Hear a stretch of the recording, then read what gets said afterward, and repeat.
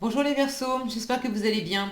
On va découvrir ensemble vos énergies pour la semaine du 1er au 7 novembre. Gardez bien à l'esprit comme d'habitude que ce sont des énergies générales, c'est comme une sorte de météo et vous seuls décidez de ce que vous en faites. Donc prenez uniquement ce qui résonne pour vous dans ce tirage et le reste vous laissez. Je vous invite également à consulter les vidéos de votre ascendant et des autres signes de votre thème astral pour compléter ces informations. Ici, l'énergie avec laquelle vous entrez dans la semaine, ce que vous voulez cette semaine, comment vous vous sentez, la force qui vous soutient, le challenge à relever, le résultat global de votre semaine et quelques messages conseils pour finir. Les jeux que j'utilise cette semaine sont le tarot des 78 portes et l'oracle J'ouvre mes ailes. Vous retrouvez sous chaque vidéo les liens et les informations concernant les tarots, les oracles que j'utilise et tout ce qui concerne les consultations privées aussi. Alors, vous avez le 3 d'épée, le 8 de denier, la roue de fortune, le 6 d'épée, la reine de bâton et le jugement pour finir. Bon, il y a quelque chose qui change pour le meilleur cette semaine, puisque vous entrez avec un 3 d'épée qui n'est pas forcément une énergie hyper confortable. On est quand même dans la blessure, ça peut être une simple égratignure où on se sent pas très bien, voilà, jusqu'à la blessure de cœur, le ressentiment, la tristesse, bref.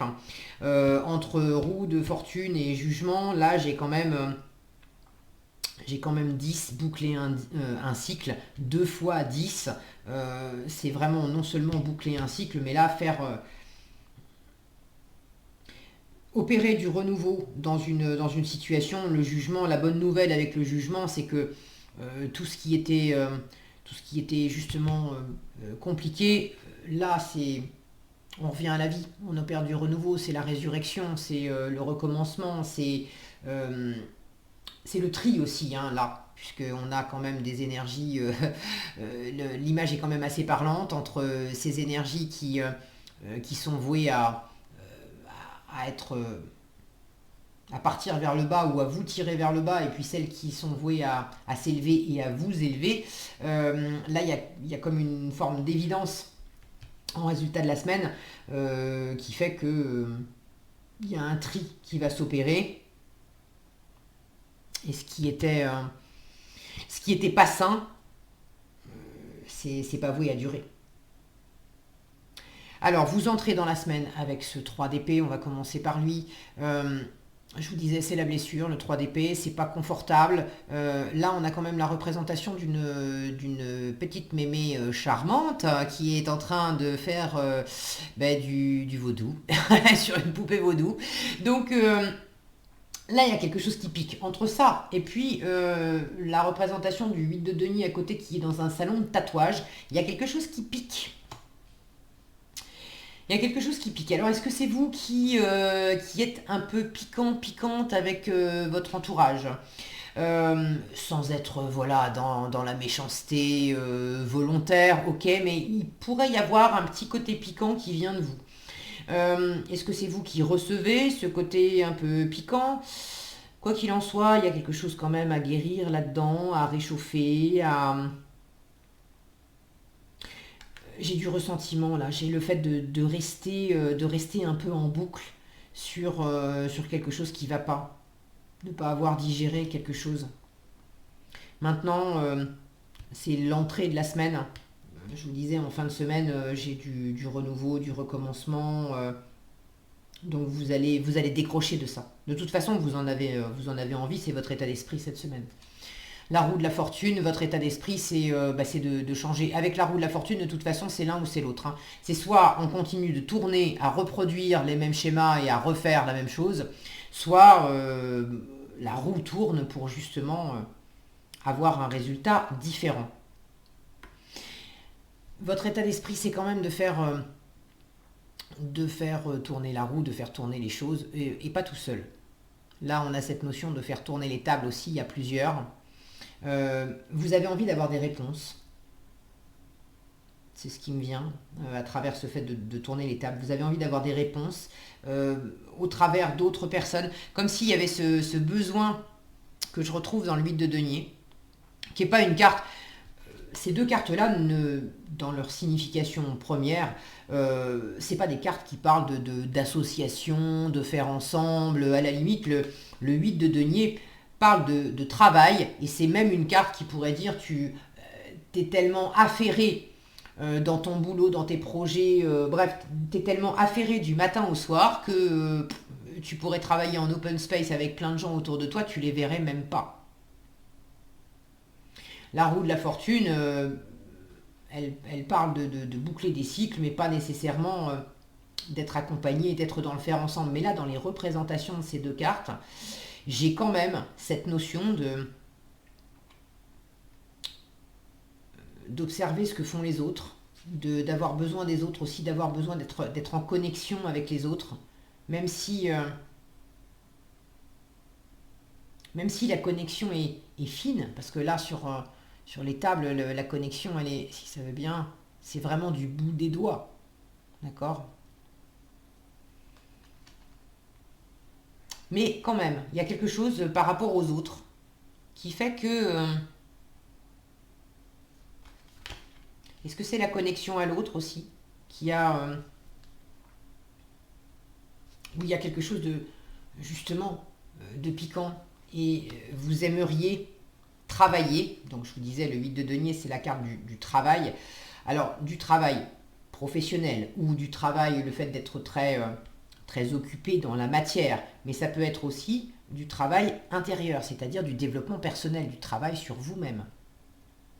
Vous avez envie de beaucoup bosser. Vous avez envie aussi, là j'ai l'impression, de vous inspirer des autres pour faire du bon travail. Alors lequel? Ça, vous le savez mieux que moi.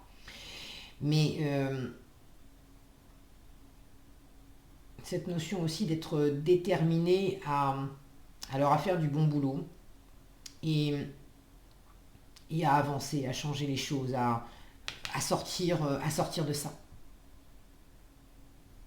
Parce que le tatouage qui est en train de faire cet homme-là, c'est quand même une bête à cornes. Donc j'ai cette notion là de détermination, de ne pas se laisser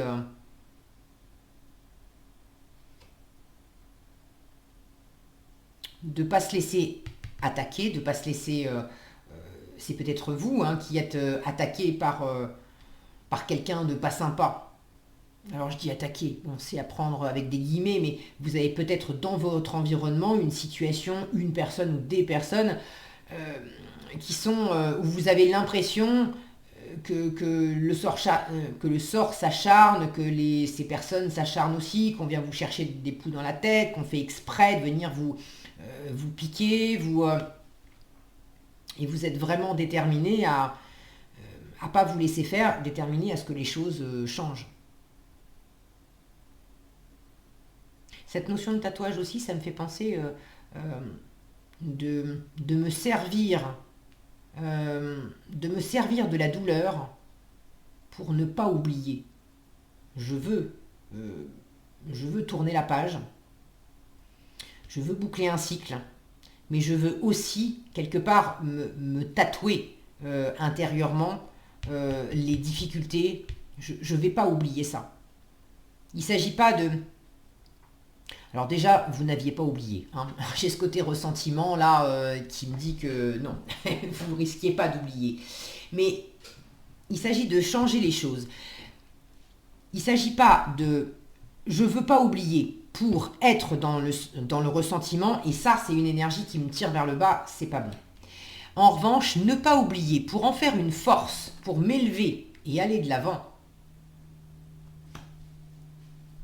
Je ne vais pas oublier pour ne pas reproduire, pas pour me protéger, pas pour me barricader, pas pour en vouloir aux autres, mais ne pas oublier pour me souvenir de la douleur que ça a été pour moi, de l'inconfort, de la difficulté que ça a représenté pour moi, et d'en tirer justement, de me souvenir de la force dont j'ai fait preuve pour aller au-delà de cette difficulté. Et ça va vous aider aussi à dépasser ce que vous avez besoin de dépasser, parce que je pense que votre Votre confiance en vous, bon, ça parlera pas à tous les Verseaux. J'ai failli dire, je vous le livre, je sais pas pourquoi, j'ai failli dire Sagittaire. Je... Alors peut-être que, je sais pas, peut-être que ça implique une Sagittaire ou vous avez quelque chose à entendre dans le tirage des Sagittaires, j'en sais rien. Bon bref, c'est pour les Verseaux. J'ai l'impression que cette histoire, pour certaines d'entre vous, ça a quand même impacté votre confiance en vous, votre assurance, votre charisme aussi, votre capacité à vous mettre en avant, à briller, à être dans la séduction, dans l'abondance, dans le dynamisme. Cette reine de bâton en challenge, elle me dit que vous vous êtes un peu coupé de ces forces vives que je viens d'évoquer là. Et il s'agit d'y retourner. Et le meilleur moyen d'y retourner, donc cette semaine, vous n'êtes pas pleinement connecté à une énergie de reine de bâton où vous brillez, vous êtes dans la séduction, vous savez fédérer les gens, les forces, les énergies autour de vous. Vous êtes dans cette abondance de porter des projets, d'aller de l'avant, d'être dans l'ouverture. Vous en avez envie, vous êtes en chemin, vous êtes en train de justement de bosser et peut-être d'être dans des partenariats, de bosser pas tout seul ou de vous inspirer du travail d'autres personnes pour faire bouger les choses et incarner pleinement cette reine de bâton la semaine prochaine ou un peu plus tard. Mais pour l'instant, vous n'êtes pas pleinement encore là-dedans cette semaine. Ce qui vous aide en force, c'est clairement de vous aérer l'esprit et peut-être même de bouger physiquement, de voyager, d'aller visiter d'autres contrées. On a ici, donc 6 d'épée, on a ici un homme qui est en train de surfer sur internet. Moi je l'imagine quand je vois tous ces masques sur le mur, si mon focus veut bien rester coopératif, voilà, quand je vois tous ces masques sur le mur avec ces cartes accrochées à côté, j'ai cette notion d'aller visiter des contrées lointaines, de s'ouvrir à des nouvelles façons de vivre, à les découvrir, partir à l'aventure aussi. Là, je l'imagine en train de prendre des informations sur d'autres options. Et des options qui vont quand même être dépaysantes. Donc pour certains, vous avez peut-être le fait de préparer un voyage, de préparer un déplacement, de bouger physiquement, géographiquement, pour vous sortir de quelque chose de pas très agréable. Donc initier ce mouvement, ce changement géographique si ça vous parle. Pour d'autres, c'est plus symbolique et ça va être dans l'esprit. Les épées nous parlent du mental, du rationnel, de l'ego, de la communication, bref, tout ce qui est dans la tête. Et là, il s'agit de s'aérer l'esprit, de laisser derrière soi tout ce qui était compliqué, tout ce qui était blessant, tout ce qui était... ce côté poupée vaudou, là où on se pique, ça peut être vous et vous. D'avoir une part de vous qui se met la pression et qui se pique elle-même. À dire, mais tu devrais faire mieux. On a un côté très perfectionniste dans le 8 de denier. Alors, dans quelle mesure vous-même, vous vous êtes piqué, vous-même, vous avez été dur envers vous-même, à exiger de vous de toujours faire plus, de toujours faire mieux, Pourquoi aussi? Parce que vous ne vous sentiez pas assez à la hauteur, manque de confiance, j'y reviens. Ok? Donc là, il y a quelque chose aussi à métamorphoser, de revenir à quelque chose de plus pur, de plus sain. Dans ces personnages dans le jugement, qui sont en train de s'élever ou qui sont en train de se casser la figure, ils sont nus. Donc on porte pas de masque, on porte pas d'armure, on fait pas semblant, on joue pas des rôles. Même pour les parts qui sont plus sombres et plus piquantes, on les reconnaît pour ce qu'elles sont. Voilà, on va pas se faire passer pour ce qu'on n'est pas, on va pas faire semblant que ça n'existe pas. S'il y a une part de vous qui est dure avec vous-même et qui exige du plus, du mieux, parce que au fond, il y a un manque de confiance, bah, il s'agit de regarder les choses exactement comme elles sont. Dans la vérité nue, il y a un manque de confiance. Du coup, en reconnaissant cet aspect-là, ça permet de s'alléger et on n'a plus besoin de se piquer là, à se mettre de la pression. Vous voyez l'idée? Donc le 6 d'épée, on prend du recul par rapport à tout ce qui était blessant. On s'aère l'esprit, on peut prendre une pause aussi dans une situation. Ça peut être aussi s'éloigner carrément hein, d'une situation ou d'une personne où c'était pas confortable, c'était blessant, c'était fatigant, c'était usant, bref. Là, il y a l'idée de vouloir du changement, d'initier du changement, c'est ce qui vous porte le mieux cette semaine. Et puis, effectivement, d'avoir quelque chose qui vous élève, d'avoir quelque chose qui se purifie, d'avoir comme une forme d'évidence aussi avec le jugement. Ça peut être avoir une forme d'évidence où vous comprenez quelque chose. Ça peut être aussi de l'inattendu, le jugement. Donc en résultat de la semaine, il peut y avoir aussi quelque chose qui vient un peu vous bousculer et répondre finalement à ce que vous aviez appelé de vos voeux, à savoir du changement. Donc tout va finalement, tout va pour le mieux et ça tourne dans le bon sens. J'ai quand même cette notion encore de relation à l'autre qui est assez présente.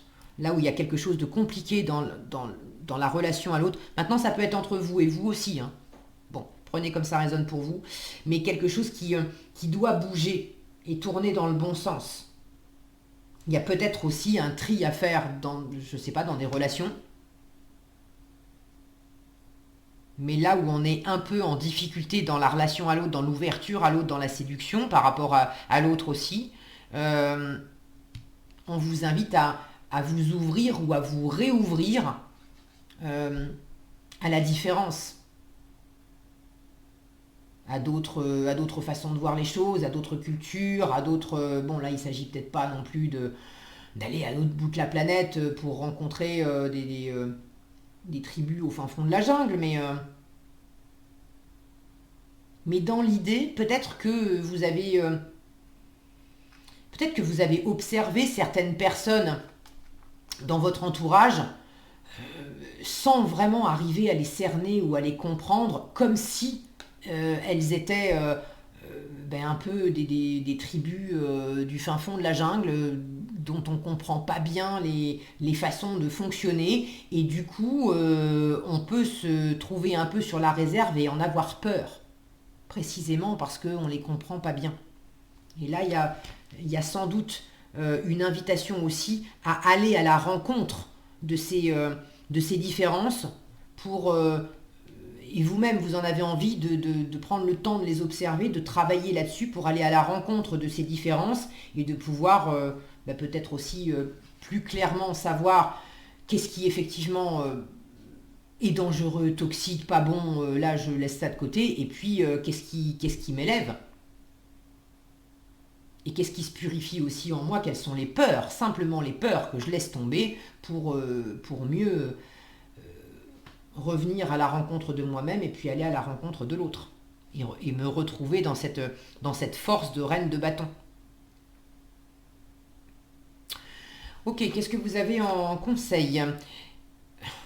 Regardez. Créer l'ouverture aux autres.